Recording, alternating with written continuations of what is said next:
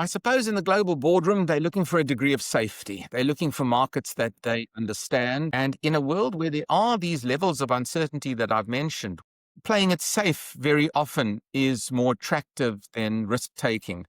The growth is going to occur in non-traditional markets, in non-Western markets. For And example? the global, what we call politically, we call it the global South in a sense. It's not just Africa, the global South Yes. is going to play a more important role. And I think from Mm. Western boardrooms in particular, there's a lack of perspective about the importance of these new zones in the world. Corporates are finding operating on the African continent very, very trying. But I think they're missing the bigger picture here, that the action ultimately in the next 100 to 200 years is going to be in these demographic rich, young population zones of the world.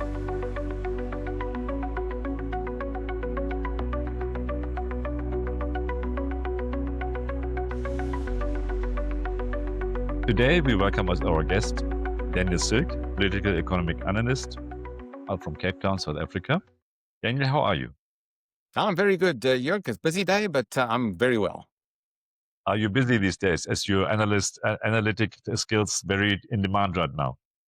Yeah, it's been a busy period. I think the global instability means clients are looking for some clarity. So it has been busy. Okay, what do you think most of the clients need from your analytics? Well, I think clients need context, which is important to them. They need facts and figures presented in a succinct manner. I mean, I ultimately save a client a lot of time by researching the current themes, trends, data in terms of the global economy and synthesizing it all with a bit of political analysis thrown in.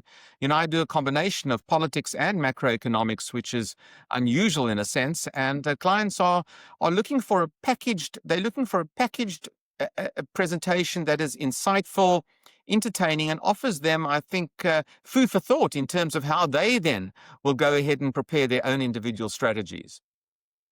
Before we dive into the topic, let's get to know the human being, Daniel. Daniel, when you're on the stage, many people see the charts, the clarity, the global sweep, but behind the slides, who are you? What drives you to do this work? Well, I'm lucky in a sense that my passion is my work. So what drives me, frankly, is what I put forward to clients and how I conduct myself doing a presentation. Look, I'm fascinated by the world. I'm fascinated by change. I'm fascinated by broader macro political, economic, social trends as well. And I've always been from a very, very young age. I'm an avid news reader, news junkie, if you want to use that cliched term. And I also enjoy travel and looking more broadly at the impact of events, the impact on us, and also on a variety of different aspects of business as well. It's almost like a puzzle, and I enjoy looking at the various inputs and themes and geopolitical risks, and then trying to synthesize it and analyze it in an entertaining package for a client. You're doing this for quite some time already. When did you start? Yeah, once I left active politics, I formed my own consultancy. Well, more than 20 years ago now, and I have been fine-tuning the product. It's a fascinating kind of business because it's very fast-moving. It requires very quick adaptation to new facts and figures and research. But I've certainly, developed, I think, a successful formula, an entertaining formula, which Mm. clients are now looking for. Interestingly enough, they're looking for an outside view. They're looking for somebody who's different to the insiders within a company or corporate. And my niche really is to bring something fresh in terms of analysis so that their input is widened in terms of how they analyze their business and the road going forward. But it's actually quite a rare message when you see political and economy analysts. Why does this framing feel so close to you, so true to you? Well, I started my career as a political academic or a political scientist, but it became absolutely clear that 20 years ago or more, economics and politics were becoming much more intertwined with one another. In fact, you could barely divorce these two important forces. And over the years, the connections have become even more close. I like to look at the influence of politics on economics and vice versa, the influence of economics on politics. And I marry the two because you cannot divorce them now. Geopolitical risk, which is political by nature, is intertwined now with geoeconomic risk. And even when it comes to current discussions about trade and the weaponization of trade globally, this has a social, political, and economic ramification. So we're living in a very interconnected world in all of these disciplines. Hmm. What first sparked your interest or fascination in politics and economics? Well, I've been politically active since my youth. You're taking me back a long time now, and I was involved in South African politics, in a political party and a youth movement. Always passionate about the society in which I live. Always passionate about providing alternatives, different strategies for what South Africa should be like and could be like. And Mhm. to an degree, we're still discussing what South Africa could and should be like. But it's always been an absolute passion of mine, and I'm lucky because I've been able to develop the passion and create a niche consultancy and niche content for corporates as a result. And with analyzing all the world, which is sometimes quite crazy, what keeps you grounded? Well, I think I'm a realist. I'm not, ideologically extreme, which I think is very important because in my line of work, I think it is. First, it's very important to understand the client. It's very important Yeah. to be sensitive to a client as well, and it's important not to antagonize a client. I deal with issues that can be quite emotive, politics Mm. and economics, strategy, ideology, news events on a daily basis. Many people have very strong opinions and feelings, and it's certainly, I think, important that I can present, I think a curated message, but one that is non-confrontational with the client. The last thing I want to do is antagonize anybody. Not that one hides one's feelings or one's opinion, but I think this respect for a client and the respect Mm. for the need for an audience to be happy or satisfied that they're not being preached to in my kind of environment is really what keeps me on the straight and narrow. Yeah, this is quite a unique point of view. So, what do you think is your signature? What is your kind of handwriting? Every great speaker has this kind of signature or a formula or what makes Daniel Silk, political economic analyst? What makes you you? Well, I think I'm very current and very updated. And if there's one issue that makes me me is that my presentations change constantly. When I'm not physically presenting in front of an audience, I'm researching, I'm collecting data, I'm looking to see which data is most relevant to the particular business or client that has hired me, and including that data at the very last moment, very often, making sure it's the most up-to-date issues, news events that can impact a client or impact an industry.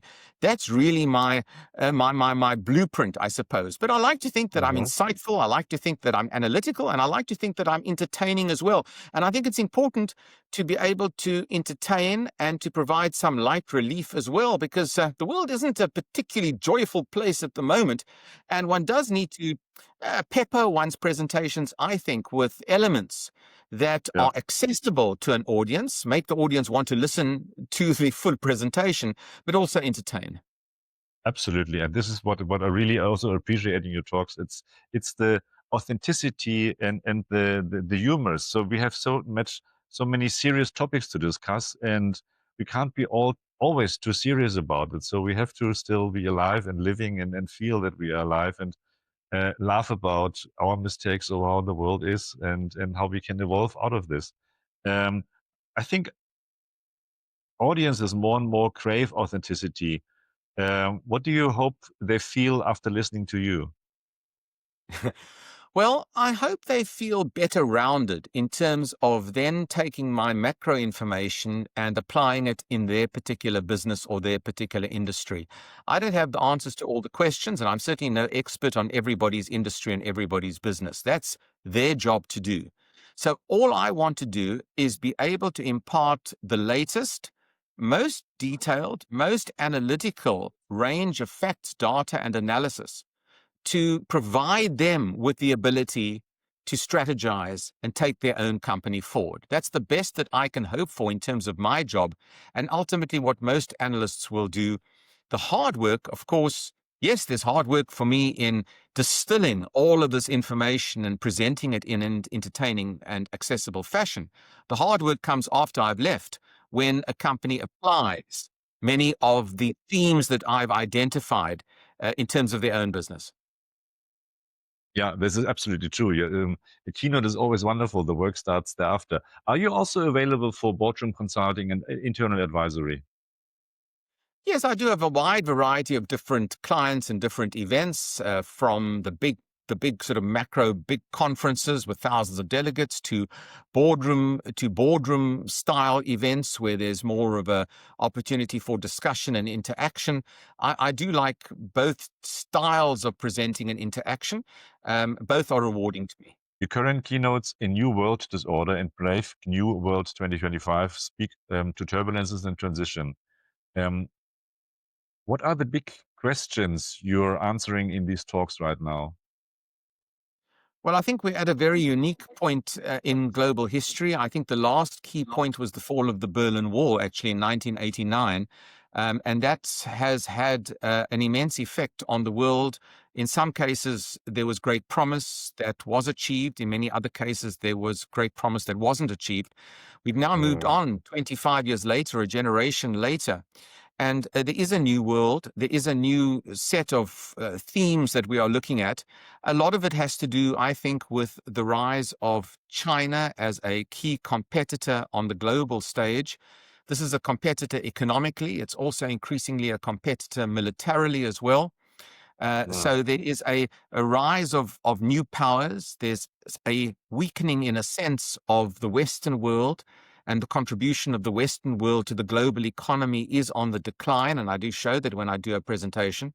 And I think this is a clash. There is a clash, in a sense, of the past with the present and future that we are living through right now. There are other features as well. There's demographic change in the world that's very important. The West is aging.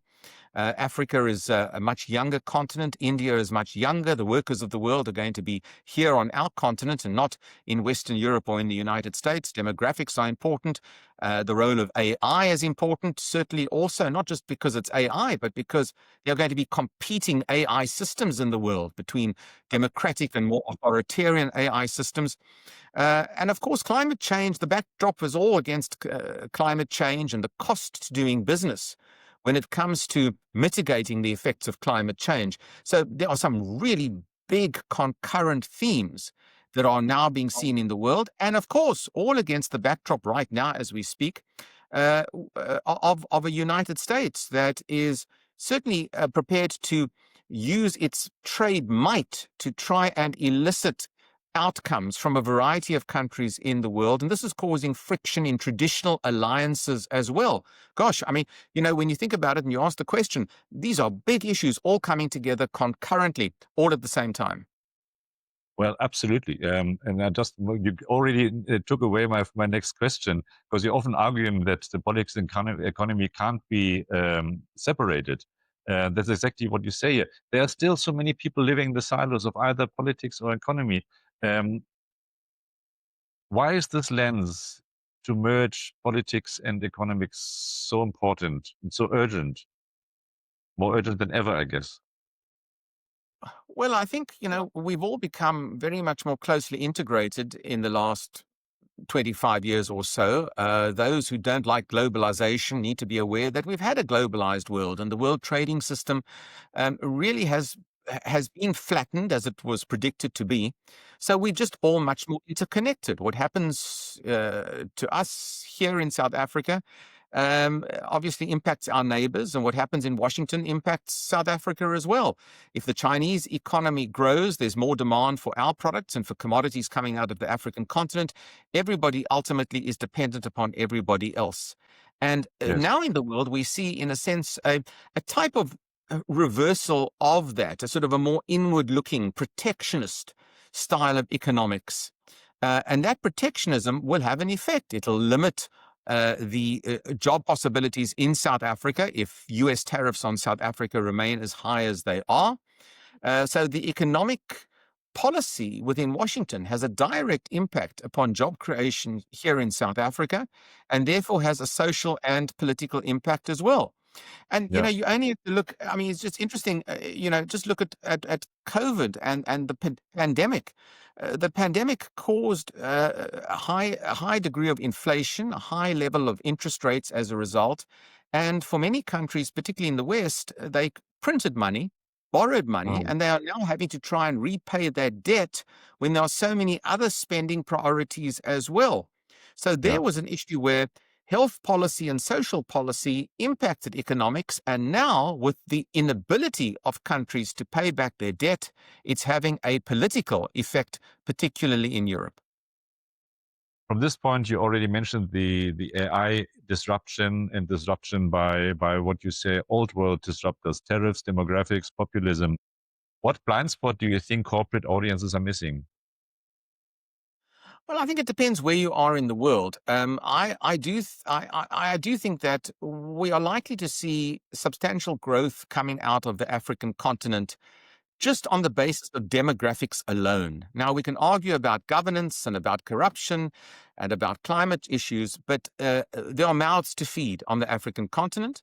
And there is a young population eager to enter the global arena and eager also to leapfrog old technology and old infrastructure using the latest that's available. And the great equalizer for us all in the world is access to technology. So I Yeah. think that corporates are perhaps missing the integration that Africa is going to show in all of these various levels into the future. It's difficult. Corporates are finding operating on the African continent very, very trying. But I think they're missing the bigger picture here, that the action ultimately in the next 100 to 200 years is going to be in these demographic rich young population zones of the world. And Hmm. I'm a bull when it comes to Africa, but I'm certainly Yeah. realistic that the operating environment can be extremely tough. Exactly. Africa is often seen by many corporates even as a risk. What do global boardrooms miss when they don't see Africa as a strategic opportunity? I suppose in the global boardroom, they're looking for a degree of safety. They're looking for markets that they understand. They're looking for well-researched products where the jurisdictions also are well known to them. And in a world where there are these levels of uncertainty that I've mentioned, when there's polarization and global risk, um, playing it safe very often is more attractive than risk-taking. And of course, if you're risk taking with shareholders' investments and shareholders' money. So I well understand that. But Yeah. from a growth perspective, the growth is going to occur in non-traditional markets, in non-Western markets. For And example? the global, what we call politically, we call it the global South in a sense. It's not just Africa, the global South Yes. is going to play a more important role, not just in terms of humanity, but in terms of political clout as well, and integration of trading systems as well into the future. And I think from Mm. Western boardrooms in particular, there's a lack of perspective about the importance of these new zones in the world. That's a very good point. And how can we, or how do you reframe Africa from being the AIDS receiver to agency of the growth engine, the youth engine that you say? How do we speak this or translate this to the Western audience? Well, in a sense, Africa historically has clearly been disadvantaged in terms of the colonial impact. But Africa also has to buck up itself domestically and has to provide societies that have access to technology, access to education, and of course, effective, clean, and transparent governance as well. So Yeah. Africa domestically has a role to play in promoting itself and very often not being its own worst enemy, as has been the Yeah. case in a number of jurisdictions in recent years. The responsibility, therefore, is not just with the West or not just with investors. The responsibility is very much on the African continent to get things right ourselves. I Absolutely. think, and I think, there are competing dynamics on all of these issues. But Africa is certainly, I think, looking to trade rather than to be seen as an aid recipient. And Yes. increasingly, even if it's from China or even from the United States, trade and not aid is becoming the buzz phrase when it comes to the African continent. But most importantly, Africa needs to increase its trade with itself. When you've got this huge, big domestic population on this continent, we are simply not trading enough with ourselves. And that means we've got to improve the logistics sectors on the continent. We've got to improve the regulatory and tariff environment. And there's a lot of work being done on that through the Africa Free Continental Trade Agreement, still in its infancy, still a long way to go. But if we can get some of the way there, we will become less protectionist on our continent, whilst many in the other parts of the world are becoming more protectionist. And that can only be beneficial for Africa trade and for growing our respective economies. And now let's look again from the political side and from the economic side. How can we stimulate this on both sides, that the politicians are understanding it and implementing the policies, and the corporate sector, the private sector, sees the opportunity to get it done? I think the private sector are clamoring for these opportunities because I think they see slower growth coming out of the Western world, certainly from Western Europe, and I would argue from North America as well. So Yeah. corporates are really looking for positive stories in other parts of the world, places that they can do business with. And there are jurisdictions across this continent, the African continent, that provide that security, that are welcoming to the private sector with public-private partnerships. And that's a relatively new feature, really, in the last decade, 10, 15 years or so.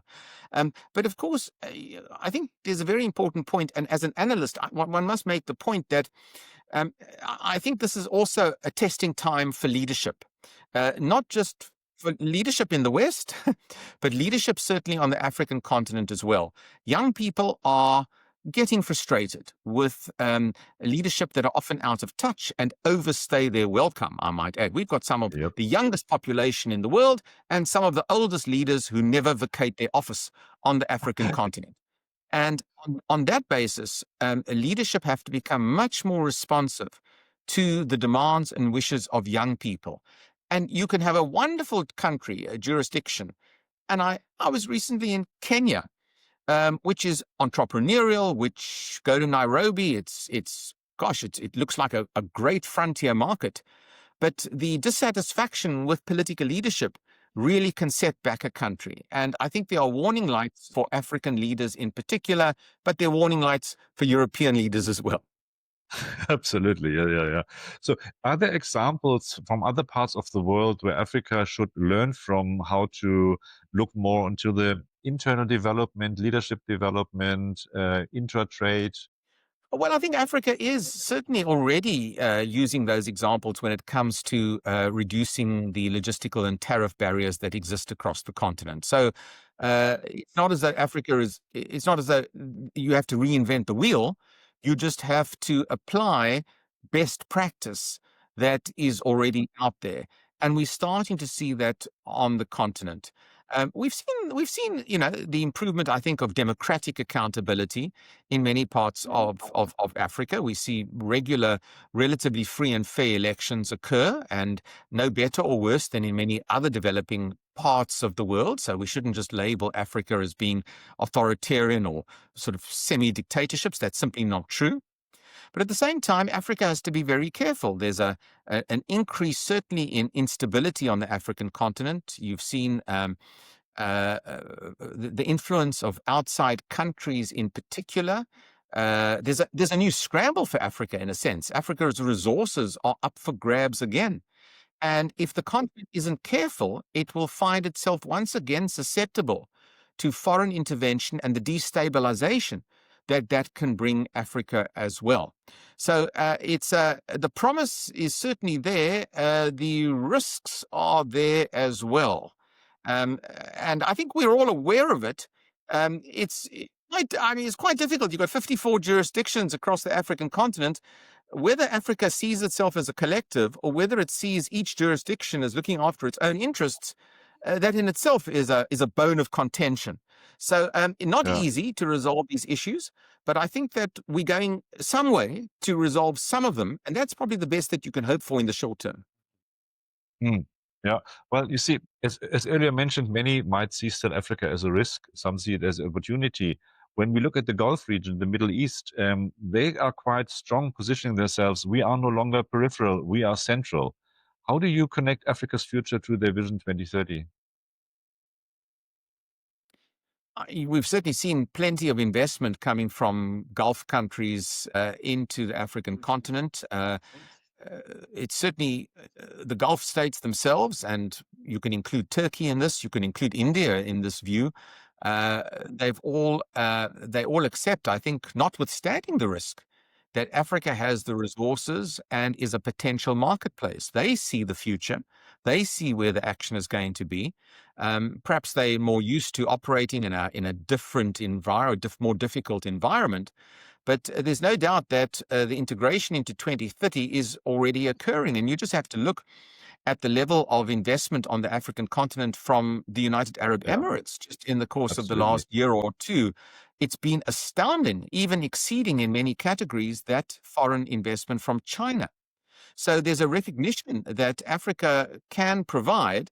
But again, one has to make the warning, I suppose, that Africa must make sure that it doesn't sell its crown jewels, that it doesn't lose out to the highest external bidder, and that it can Yeah. protect itself in a sense with its own relatively scarce resources. I mean, the one issue we haven't discussed is the role of critical minerals, which Africa has in some abundance. And in a future high-tech world where cobalt and other critical minerals are going to be needed, this is going to become a background for intervention. And that has a political and social and military ramification as well. So, I think there's strategic considerations for Africa that need to be addressed alongside integrating the continent into these growth models that exist elsewhere. Hmm. If we just look from this point of view a little bit more into the world, um, Asian leaders, just look at, for example, at the Far East, the Asian leaders, they prize harmony and foresight. How can Africa-Asia ties be framed as a long-term balance, not just as opportunity deals? Yeah, I think, until now, I would certainly argue that Africa has been seen as a repository of resources. That's how it was during the colonial administrations between the French and the British and the Belgians, and that's almost how it's been seen now when it comes to how many other big powers now see Africa. Uh, I think the reality is that the political opportunities that are offered to emerging and rising powers that Africa does offer, supported the United Nations in a world in which China and the United States and even Russia become more antagonistic towards each other. There is a battle for the political soul as well as the resource soul of Africa. Okay. And this is a potential stumbling block for African Yeah. unity going forward. And again, it's Okay. something that I would always caution at if I was speaking in Africa. One must always be very cautious about being careful as to what side you take or how you frame your cooperation with other countries. And that Africa really should be looking to capitalize on her assets with a wide variety of countries and not just single out one or two for cooperation. Africa needs to extract the best deal it can get, but it also, I think, needs to play these strategic changes that are occurring very, very carefully and not alienate any of the major protagonists as well. Absolutely. Yeah. This is very wise words. When we just look at Europe, I think many fear in Europe a decline. How can Africa's resilience serve as a mirror or even as a lesson to Europe? Well, Africa has a better shot, in a sense, at forging uh, a common market. Whilst Europe does have a common market, which I would argue has been quite successful for Europe, despite the detractors Mm. of the European Union, Africa has a real shot now at emulating some of the more positive aspects of cross-border trade in particular. And Africa can learn from the way the EU has done business or the way the EU has not done business. So there is a good sort of role model there for the African continent. But again, just like Europe is finding pressures mounting between country A and country B, more extremist or populist political movements are taking root in many more European countries. So in Africa, you are finding some administrations clearly not particularly interested in the integration model. You've seen military coups take place across the Sahel region in the last 3-4 years or so. The withdrawal of some of those countries from regional trade blocs, which to me is a great pity, and the susceptibility of those countries to being influenced by one or other of the big great powers that are part of this big scramble for resources. So, it's there's a patchy potential for Africa, but I'd rather have the patchy potential, given the growth market that Africa will become, than Europe, for that matter, which is aging rapidly, has huge issues when it comes to budget deficits, debt, and the ability for the state to continue to pay social services that so many Europeans have got used to. Africans haven't got used to that because there were never any resources to commit to that. So there is a clean slate, in a sense, for Africa to begin to grow and begin also to address the needs of her people. This sounds very optimistic. Do you feel this optimism is also taking root in Africa? Yeah, the places I travel the places I travel to in Africa, and I don't go to all the jurisdictions, of course, are optimistic. You do get a sense of that this is a frontier market, that there's an entrepreneurial spirit, often more so than in South Africa, I hate to say. But if you go to Kenya and you go to Rwanda and you go to Tanzania, East Africa in particular, perhaps go to Senegal, where I was not long ago, on West Africa, Senegal is going to have one of the biggest GDP growth rates, in the world. It had last year and will for the next year or two. There is a sense of excitement.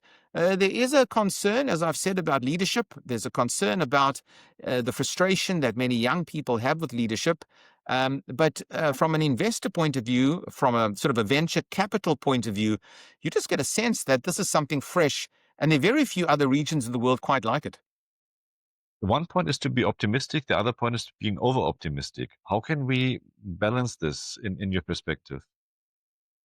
Yeah, I think, there is obviously a strong dose of realism that needs to be injected into any discussion. We're speaking in very general terms.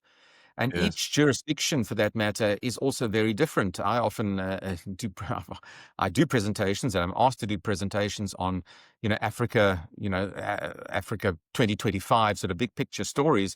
And you can't really do that justice because you've got 54 jurisdictions, all with their own individual dynamics.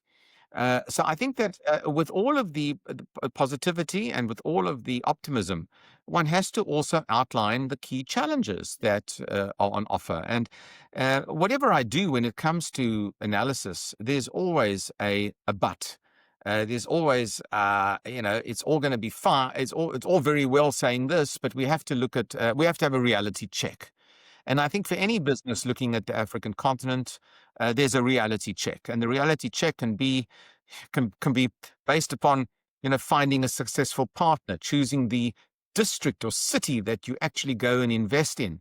Is there sufficient research done on consumer habits or on logistical operations in a particular area? How transparent is the governing authority in the area in which one is doing business? All of those factors and many more need to be addressed in research. So I would obviously want to highlight those challenges so that it doesn't look as though you've got to commit huge funds and huge personnel. But that's what business find the challenge, and that's really for them to research further. Especially when we look into America, optimism sells. That's what we feel there. In Latin America, I feel solidarity matters more. How do you adjust your message to different markets and to different corporates? Yes, I've spoken quite broadly to different audiences. I think that there is an appreciation for this sort of global view, which is important. But obviously, depending on where I talk, I do tailor the presentation with the region in mind. Again, I think there's one needs to have a sensitivity for the themes in a particular region, which are Yes. very important to me. I mean, I've spoken a couple of times in the Gulf. In fact, I'm going back to the Gulf in a few months' time as well. There are sensitivities that one has to be aware of, and I think one has to present the information in a non-threatening Yes. style, which is very important to me. Even in the United States, where audiences have become more polarized in recent years, one has to be aware of that. It's more difficult, strangely enough, in the United States, and actually is quite Okay. a bit easier on our continent. I find that in South Africa and on broader African continent, audiences are much more willing to analyze and dissect. It can be more difficult in the West, as strange as it might be, but because societies are polarizing on sort of the fringes, on the left or right fringes of the political spectrum. So it is a skill. You can't always get it right every time, but I do Yeah. endeavor to be objective as best I can within the region that I'm operating. How do you bridge this, especially when in this polarizing world? Well, I'm an analyst, and I will provide a sort of a checklist of different issues. It's interesting. One of the big factors of a polarizing world has been dissatisfaction with leadership, and the pressures, particularly in Europe, of migration, which is a very controversial issue. It's a controversial issue for us in South Africa and even elsewhere in the continent.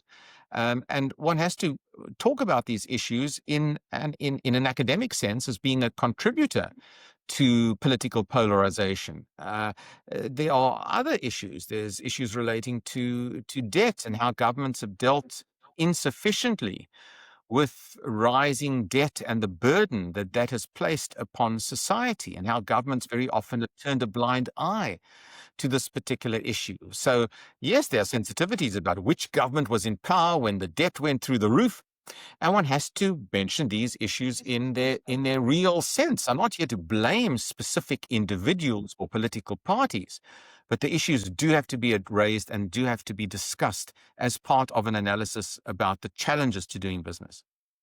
But let's come to South Africa. So when we look to South Africa, what do you see here at the moment as the challenges from the global perspective, and from for us to understand and to learn? Well, look, we've got a multitude of challenges here. There's, of course, the domestic political scene in South Africa. We have a weakened ANC that is struggling really to continue to be the most powerful political party in South Africa. There are leadership weaknesses in the ANC for obvious reasons. The ANC getting Uh, 40% or less in the last election. This has weakened the Party of Liberation, and it's also weakened the ability of the ANC to develop policy.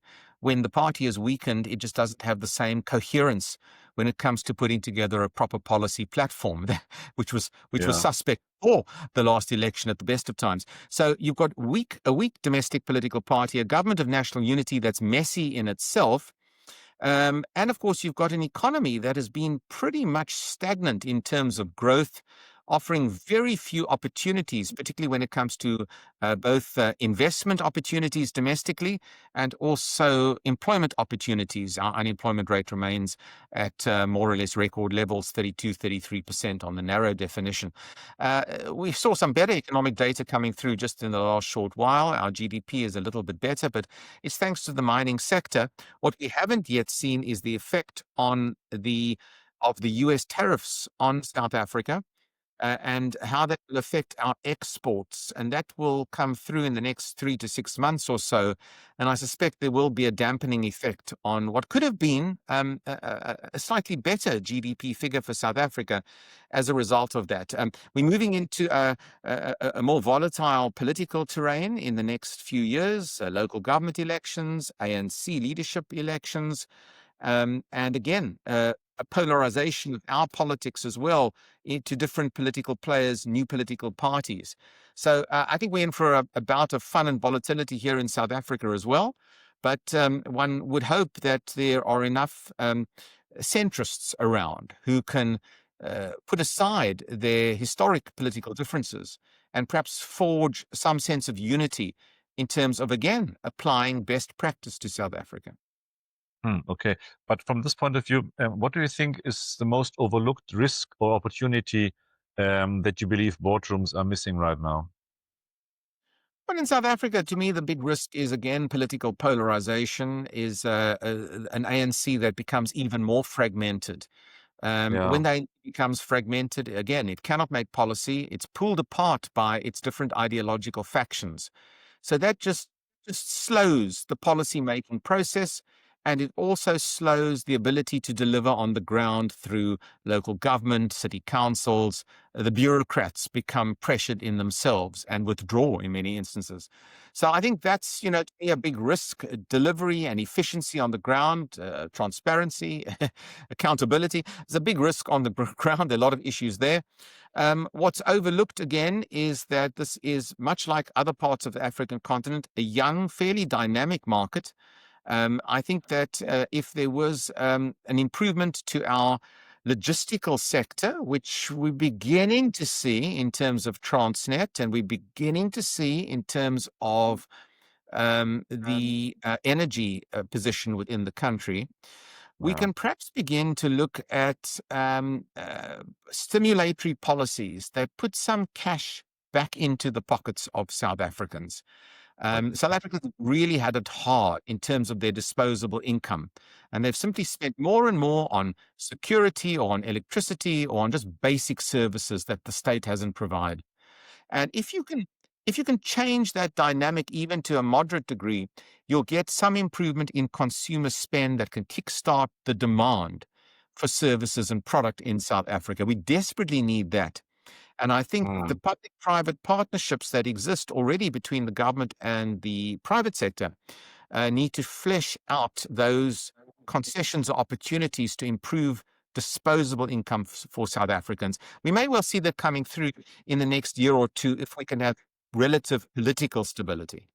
That's an absolute relevant message. When you sit together with boardrooms or executive teams, what's the edge of your analysis? What does the edge of your analysis give them? It gives them realism. It gives them the macro threats and risks involved. And it gives them the ability to counter that in terms of developing strategy to take their business forward. Without the macro picture, without the analysis that I provide, they really operate in a vacuum. And I think for many businesses, having misunderstood the difficulties, this erosion of disposable income in South Africa that many of us, even in the middle classes, have felt in recent years, didn't allow businesses to position themselves successfully had they understood that reality of the situation. And those that were able to cut costs, maximize their efficiencies internally, develop product that was affordable product for consumers in particular, those are the ones that have been able to see through what has been a very difficult and slow growth period in South Africa. So Mm. understanding that macro picture, absolutely essential for the development of strategy, product, and execution of business. Yeah. So what do you think audience would miss if they didn't hear you speak? What's the perspective only Daniel Silk can bring to the table? Well, their perspective is narrow. Their perspective ultimately is, their in-house operations. Their perspective Mm. is what an in-house analyst or speaker would give them without perhaps being a little more honest, a little bit more robust, a little bit more open than what an external speaker like myself or consultant will bring to the party. Yeah. The beauty for my product is that I don't carry the corporate logo behind my name on a presentation. So I Mm. don't have to toe the corporate line. I don't have to make it sound all wonderful. I can be me, and I can Wonderful. be critical as well. And I must say, what I do appreciate from corporates, whoever I am, is that they are willing to listen, and they Mm. don't want a sort of a rubber stamp approach to Yes. where the world is at or where South Africa is at. Oh, wonderful. Yeah, exactly. This brings back the authentic message that Daniel Silk definitely brings to the table. So if you have, or do you have a clear message for the global audience about the world economic development for 2025, 2026, or actually even beyond? Yeah, I think we're going to see a slower global economy, which means more adaptation, or what I call more pivoting of business towards efficiencies, new areas, new geographical areas of doing business, a better use of technology as well. So I think it is going to be a more difficult or slower operating environment. And I think too that this big sort of issue of competition between China and the United States is going to manifest itself in many, many different aspects of business. And Yeah, we just better yeah, get used to it, and we better just work with it and try and I think exact any advantage we can get from it. But yes. it is going to I think be more difficult to operate in this globally competitive environment that I'm at least seeing. Okay, so what's your future outlook for the next 10 years for Africa? Well, I think Africa's growth, certainly in the next few years, there's that old quote I sometimes use. It's very difficult to make predictions, especially about the future. Yes. And 10 years, you can barely make a prediction about the next day, let alone the next decade. Yeah, All yeah, the future projections, certainly for the African continent, show that the levels of growth are going to be buoyant in yeah, general. So yes. Africa's growth is going to possibly even rival the growth of Mm, Southeast Asia and could surpass the overall growth of Southeast Asia in the next 5 to 10 years if various conditions are achieved: stability, better logistics, better trade regimes. So I get quite optimistic, really, from an African growth perspective. And I think that also the infrastructure deficit that we have on the African continent, the need to rebuild our cities in particular, to apply technology in that process, means that we also start from a clean slate or from relative scratch. So there's tremendous advancements that you can put in place to kickstart growth from the point of view of being relatively behind that Africa has been for the last yeah. few decades. So I get quite from that perspective, I actually get quite excited about Africa. This sounds really exciting. It's a very optimistic message, and I think lots of opportunities are opening up for the next years or decades. We just have to make it right and bring your message to the right people that need to hear it, so they can embark on these opportunities and help Africa to grow. Daniel, you just shared with me earlier that you launched a brand new talk for 2026. Tell us more about it. Yes, I'm very excited because I try to do this on an annual basis. Towards the end of the year or the latter part of the year, I launch a new talk, which really is a preview of the Yeah. next 12 months. It's a global preview, again, looking at the themes, political, economic, some social, maybe even some technological themes that are going to be important for the world. And then also it can be applied to Africa or to South Africa, depending on audiences. So it's a real sort of crystal ball gaze, but it is based Mhm. upon economic projections, as I normally do. And I think it just sets the scene for conferences that take place in the latter part of the year or very early in the new year. It's a good macro scene setter for anyone. Wonderful. And you are still available to be booked for the speech. Yes, I am. It's I've just launched it actually, and I'm happy to take bookings for any time in the next 6 months. Okay. You are available globally? I'm available globally. I travel widely already, and I don't have any restrictions on where I can go. Daniel, it was a great pleasure talking to you. I appreciate that you had the time to talk to us and to our audience. And yeah, I wish you all the best and for Africa, for the world. And I think the message, what you bring, is the message that many people need to hear. Thank you very much. Thank you very much for the time and opportunity. It's been lovely.